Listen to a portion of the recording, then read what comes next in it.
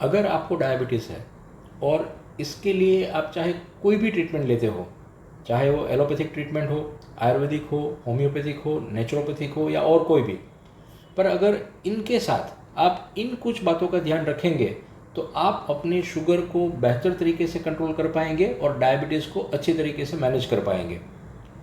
सबसे पहली बात, अगर डायबिटीज़ के साथ आप ओवरवेट है तो सही तरीके से अपना वेट कम करने को प्रायोरिटी बनाएं।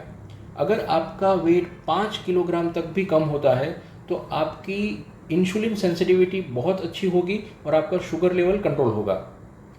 दूसरी बात, जब किसी को डायबिटीज़ होता है तो उनके बॉडी से ग्लूकोज के साथ बहुत इंपॉर्टेंट विटामिन्स और मिनरल्स का भी लॉस होता है, जिसकी वजह से उनको थकान लगेगी, क्रैम्प्स आएंगे, ऐंठन होगी, इवन न्यूरोपैथी जिसे नसों की वीकनेस कहा जाता है वो भी उनके कॉम्प्लिकेशंस में आता है।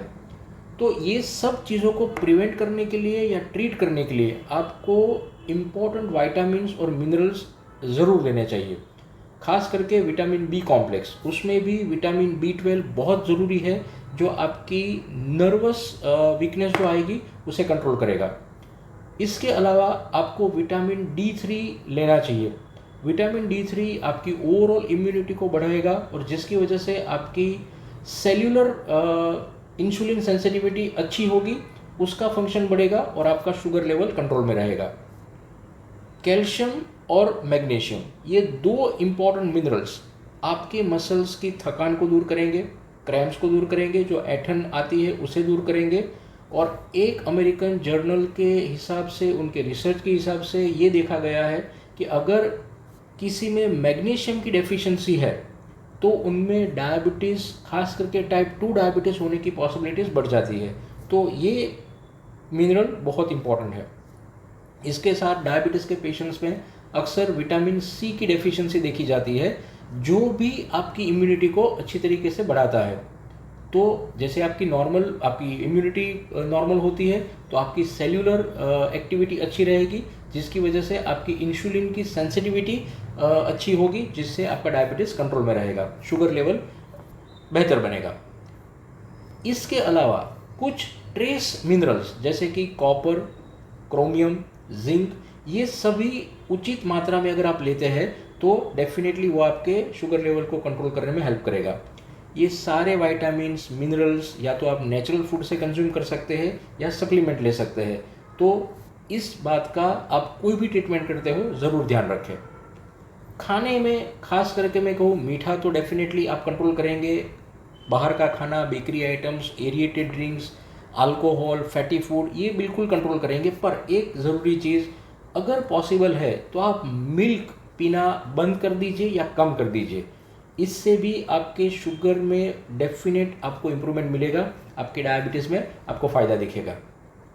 ये सब चीज़ों के साथ एक जो ज़रूरी चीज़ है जिसे रोज़मर्रा की ज़िंदगी में हम यूजुअली कॉम्प्रोमाइज़ करते हैं, वो है नींद। रेगुलर, स्केड्यूल्ड, सही तरीके से जब आप नींद लेते हैं, कम से कम 7 से 8 घंटे की नींद प्रॉपरली लेते हैं, तो आपके हॉर्मोन्स बैलेंस में रहेंगे, आपकी हार्मोनल हेल्थ अच्छी रहेगी।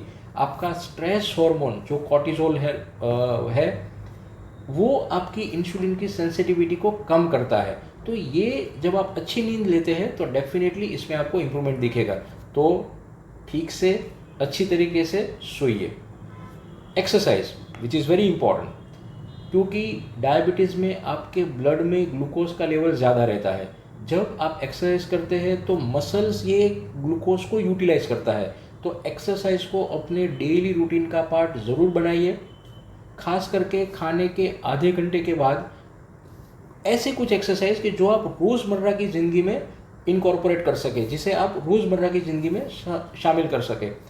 ब्रिस्क वॉकिंग है, अगर आप ऑफिस में है तो स्टेयर्स क्लाइंब कर सकते हैं, पर खाने के आधे घंटे के बाद। तो बिल्कुल इस चीज़ को ध्यान में रखिए। ये कुछ बातें थी जो आप कोई भी ट्रीटमेंट डायबिटीज़ के लिए लेते हो तो ये चीज़ों का ध्यान रख के आप अपने शुगर को अच्छी तरीके से कंट्रोल कर पाएंगे। और एक इम्पॉर्टेंट बात, स्ट्रेस लेवल जितना हो सके उतना रिलैक्स रहिए, अपने माइंड को, अपनी हेड ऑफिस को कंट्रोल करिए, जिसकी वजह से आपका कॉर्टिजोल हार्मोन कंट्रोल में रहेगा, कम रहेगा, वो स्ट्रेस हार्मोन कहा जाता है। और कॉर्टिजोल हार्मोन कम रहने की वजह से आपकी इंसुलिन की सेंसिटिविटी बढ़ेगी, तो वो बहुत ज़रूरी है आपकी शुगर को कंट्रोल करने में। तो इन सब चीज़ों का ध्यान रख के आप अपने डायबिटीज़ को बेहतरीन तरीके से मैनेज कर सकते हैं। तो मस्त रहिए, व्यस्त रहिए, स्वस्थ रहिए। Thank you.